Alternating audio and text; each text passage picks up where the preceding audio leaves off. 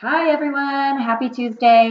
I hope you guys are okay from the storm that we just had. That was a wild one.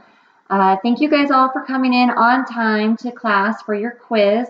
It looks like we kind of had some rough test taking situations here. So for the next quiz, make sure you please write down all those highlighted answers that are in your files because that's the answers to your quiz. If you write them down, you shouldn't have any problem. I had several 100%, which is awesome. Congratulations, guys. And then I had some that I can tell didn't actually take the notes. So please take the notes. Next Thursday, which is the 3rd of October, you do not have class that day due to my kids having doctor's appointments. So no class next Thursday, the 4th. I am also going to send out an email and I want you all to respond privately to see what your thoughts are, but just look for your email that's going to come up. So today we're going to go over chapter 5, which is about learning. We're going to talk about classical conditioning, operant conditioning, positive, negative reinforcements that go along with those different conditionings.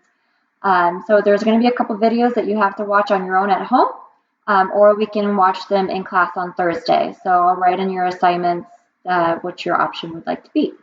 So with chapter 5, again, make sure you write down your notes that are highlighted. I also go over kind of what is also on your test and tell you what's important to write down. So learning is a relatively permanent change in behavior, knowledge, capabilities, or your attitude. So this is acquired through experience. It cannot be attributed from illness, injury, or maturing. We learn from our environment. We learn from what we're told, what we see, what we view, and who we kind of want to be when we get older. With your classical conditioning, there is a video that I would like you guys to watch. It's on PowerPoint number 4, and this is based on your classical conditioning. Kind of gives you a good idea of what it is. Sometimes watching videos helps you understand and grasp the concepts rather than me lecturing about it. So classical conditioning is a type of learning through which an organism learns to associate one stimulus with another. So if you guys remember, Ivan Pavlov did this with his dogs. Every single time a bell would ring, the dogs would start salivating because they knew that food was going to be coming. So if they heard a bell, they would start slobbering everywhere because they knew in return they would have food. It's kind of like when you're speeding down the street and then all of a sudden you see a police officer like, ah! And step on the brakes and your heart starts pounding. This is your response to seeing the cop on the road because you know that you probably did something wrong. So a stimulus is any event or object in the environment to which an organism responds to. It can also be like that crazy storm last night. I don't know if you guys had it over there, but we had a massive thunder hit and it scared the hell out of me. It woke me up out of bed. So my response to the thunder was, oh, and then my dog started going crazy and everything was just bonkers. So classical conditioning was an accidental discovery by the Russian psychologist Ivan Pavlov. He had the dogs that slobbered. Make sure you remember or put down in your notes that Ivan Pavlov had the dogs that slobbered.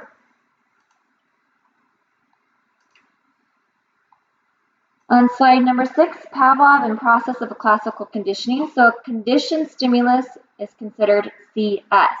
So this is your neutral stimulus. After repeated pairing with the US, the stimulus becomes associated with it. So it elicits a conditioned response, so a tone, that bell that the dogs heard. Conditioned responses are learned responses. This is elicited by a CS in response to e.g., a tone. So their conditioned response was slobbering because they heard that tone. With your extinction is weakening and disappearance of your CR, so this is your conditioned response, as a result of repeated presentation of the CS. That's your conditioned stimulus without the US. So for this, think of Sally. She's a hot little toddy. Matthew loves Sally because they do things that they're not supposed to. Then Sally's like, no, I'm not going to give it to you anymore because I'm going a different way. I'm not going to be a hoochie coochie anymore. So Sally starts putting out to Matthew, and Matthew's like, deuces, and walks away. Well, they don't see each other for a long period of time. So that feeling, it goes into an extinction. Now, when Sally and Matthew see each other again, Matthew's like, bye, because that is called your spontaneous recovery. So it's a reappearance of the extinguished CR, which is Sally, when organism is exposed to CS following a resting period. So Matthew no longer had those feelings for Sally, but then when she came about randomly out of nowhere, he began to have those feelings again. That is your spontaneous recovery. John Watson and Rayner in 1920, they developed a study on little Albert. And I'm not sure if you guys remember little Albert, but they have literally freaked this kid out so bad that he was terrified of probably his own shadow. So little Albert was classically conditioned to fear rats and a bunch of other objects. So Santa, fur, bunnies, monkeys. He was terrified of everything. So I want you to go in on slide 8 and watch that video that I have linked in there. This is about little Albert. This is why we also have a lot of ethical concerns and guidelines that we have to follow, because we've pretty much tormented people back in the day in order to get to where we need to go. So he was conditioned to fear persistent and modifying personalities throughout his lifespan. So a cute little bunny comes up and then all of a sudden they hit a big bar in the background and scare the hell out of him. So now he is responding to that sound and that bunny. So every single time he touched that bunny, they would hit the bar. So then he began to fear the bunny even without the bar actually being hit. Little Albert, I guess there was many studies after that for him to not fear things, but I'm not really sure how that one went. But he even started being scared of Santa Claus or any other mask. So Mary Cover Jones in 1924 later used classical conditioning to remove fears in another child. So they try to apply this on little Albert, but again, I'm not sure of the success rate. So I want you to know that John B. Watson and little Albert, and you need to watch that video. On slide 9, this is important for you guys to actually draw out so you can grasp the concept, because this is going to be on your quiz, and there's about 2 different questions on your quizzes for this. So for this diagram, your neutral stimulus would be the white rat. I can talk. The unconditioned stimulus, your US, is the loud noise. Your unconditioned response is your fear response. So the white rat is just chilling. They bang the bar, and the unconditioned response is your fear mechanism. So it goes from your conditioned stimulus to your conditioned response. So the white rat now is caused by fear. So your neutral stimulus is your white rat. Your unconditioned response is your loud noise. And your UR, which is unconditioned response, is your fear reaction.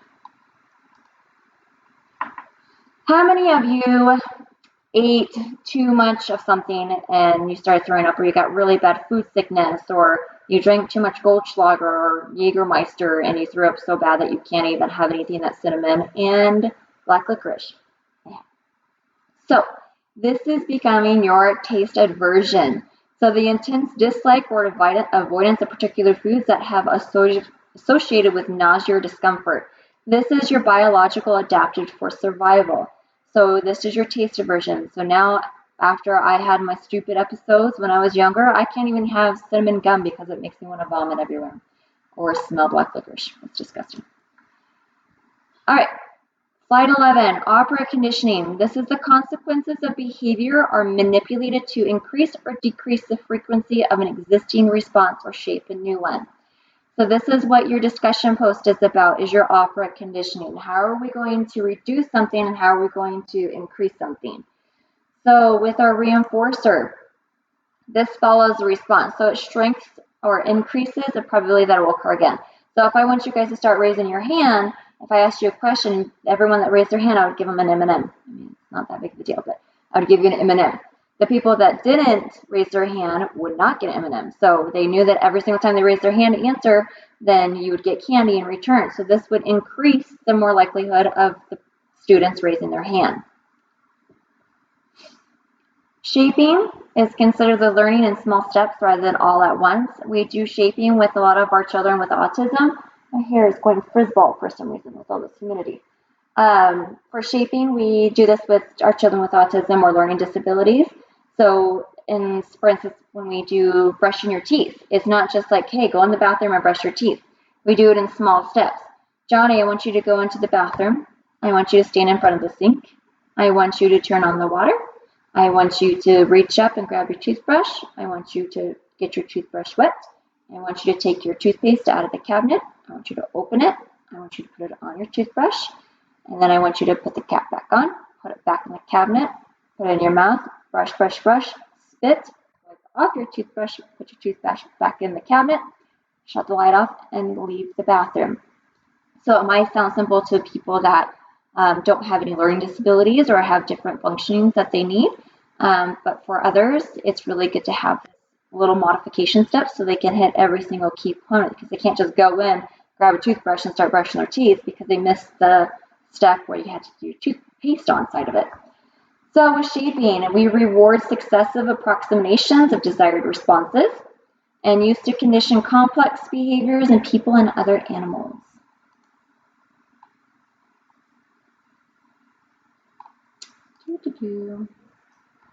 Okay, one that is red. On slide 15, I want you to write down in your notes. A reinforcement is to increase a behavior. We use positive and negative reinforcement to increase a behavior that we would like to see more often. So this is any event that follows a response and strengthens or increases the probability that the responses will be repeated. So again, write down in your notes, reinforcements are to increase. A pleasant or desirable consequence after your response. So say McKenna went into her room after she got off of school and she did 2 of her reading books and her paper for her sight words. I would come out and she would show me her paperwork, and I would go ahead and give her a piece of candy that she wants, or she can watch a show that she wants. This is positive reinforcement. Say she comes home and she goes right on her tablet and starts watching YouTube videos rather than doing her reading and her sight words. Then I would take her tablet away for 2 days, and this would try to increase her behavior of going back to her reading and her sight words. So once she gets it done, then she gets a treat for it. If she chooses to watch YouTube, her tablet gets taken away. This is your negative reinforcement in order to increase the behavior and the likelihood that she'll continue with doing her reading and her sight words.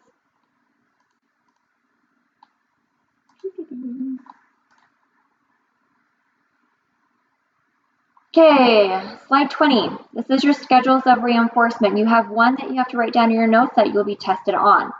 So a schedule reinforcement is a systematic process for administering reinforcements. We're not going to give candy and treats every single time that they do something that they're supposed to do. That defeats the purpose. We want them to start doing this on their own without having to have reinforcement actually provided. So your fixed ratio, this is reinforcer, is given after a fixed number of correct, non-reinforced responses. So they can get it, after every 3 times that they do something correctly. Variable ratio is VR. This is going to be on your quiz. This is a reinforcer is given after a varying number of non-reinforced responses. So this is like a slot machine. We never know which one we're going to get. We keep putting that corner in and bringing it down. Nope, we didn't get it. Keep putting it in. We bring it down. We finally were like, woo-hoo! We got 30 cents off of the $10 that we just lost. And we keep on going again. It might come on the 2nd time. It might come on the 5th time. It might not come for a while you're sitting at the table. So this is your variable. We don't know when it's actually going to give them, but it will be given eventually. Your fixed interval is the reinforcer is given in response to the first correct response after a specific period of time has elapsed. And then we have our variable interval, which is the reinforcer is given after first correct response following a varying period of time. Okay. Slide 22. We're going to go into punishment. Punishment is obviously a removal of unpleasant stimulus. It lowers the probability of a response. And I want you to know that punishment is wanting to decrease a behavior. Write down your notes. Decreased behaviors equals punishment. There are a lot of positive things with punishment. So it might help determine, I can't even think right now. It might stop that behavior really, really fast, or it might actually continue on. So with positive punishment, we're decreasing behavior that results from an added consequence. So consequences is usually a negative. You come to work late, so you don't get a bonus. I guess you would probably want, you're going to want your bonus.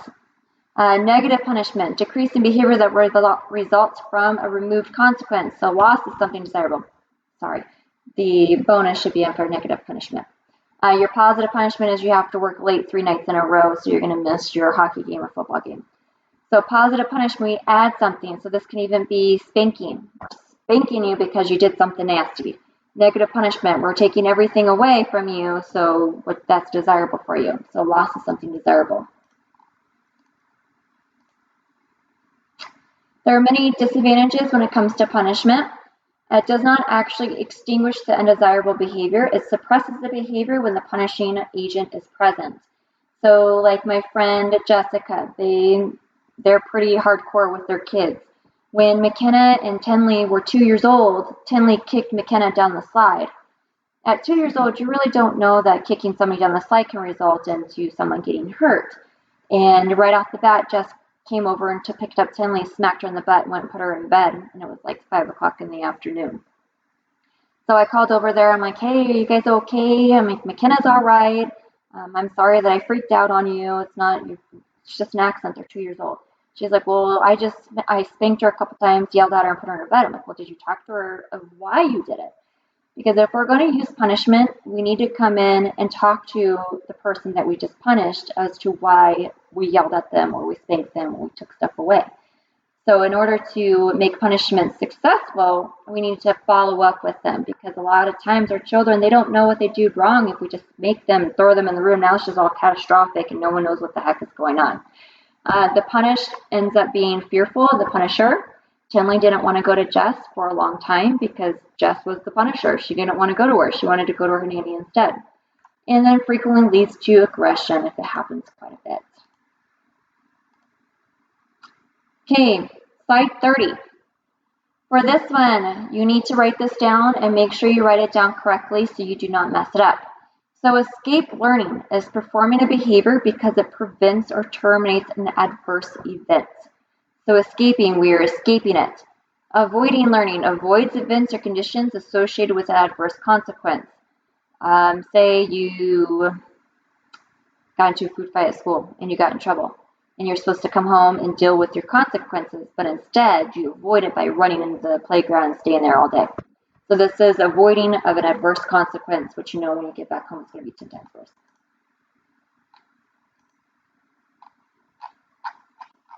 Okay. All right. One of my big things is token economy. I use this with my kids every single day. I think it works the best. Your token economy motivates socially desirable behaviors by reinforcing it with tokens. It doesn't have to be with an actual token. It could be with a sticker. We have a sticker chart in our kitchen. So every single time that the girls do their chores that they're supposed to, so my kids don't really have that much chores, picking up their crap in the bedroom. So if they pick up their stuff in their bedroom before they go to bed, they get a little check mark or a sticker, depends on what we're doing at that week, on that date.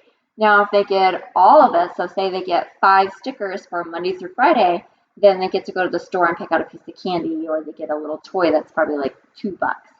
Now, if they do not get a sticker for that one day, they do not get to go to the store and get a toy. The other one does if they did it. So token economy helps boost a positive behavior. You guys probably did it all the time when you were in school too, but you just probably didn't know that.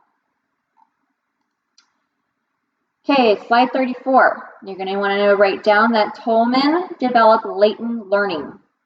So Tolman learning can take place without an actual reinforcement. So we can learn without giving candy, toys, high fives, good job, well done, buddy. We can do it without any of that. So your latent learning is learning that occurs without an apparent reinforcement. Tolman came up with latent learning, learning that occurs without apparent reinforcement. Next slide, we have Albert Bandura. He believed that learning by observing the behavior of others and the consequences of that behavior, so we start learning by imitation. So the model is the individual who demonstrates behavior whose behavior is imitated. So it's effectiveness, it's competent, and it has pretty much a lot of power to it.